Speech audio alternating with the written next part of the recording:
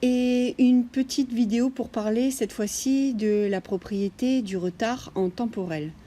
Donc comme sur la précédente vidéo, je vous montre un exemple pour voir dans quelle situation on utilise cette propriété. On prend une fonction triangle donc qui est définie entre -1 et 1 et équivaut 1, donc son support est entre -1 et 1.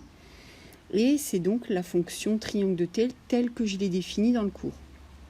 Et je veux passer à une fonction triangle qui a été retardée d'une seconde, c'est-à-dire qu'on pousse la fonction d'une seconde vers la droite, c'est-à-dire que son support, cette fois-ci, est entre 0 et 2.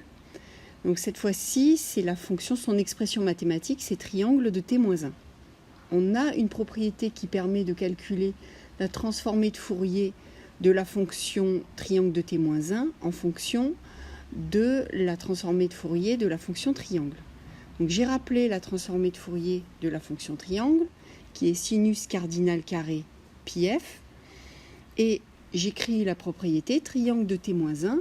Le 1, c'est le a de la propriété, et sa transformée de Fourier fait apparaître une exponentielle moins 2j pi f fois ce a, fois la transformée du signal non retardé, c'est-à-dire sinus cardinal carré pi f.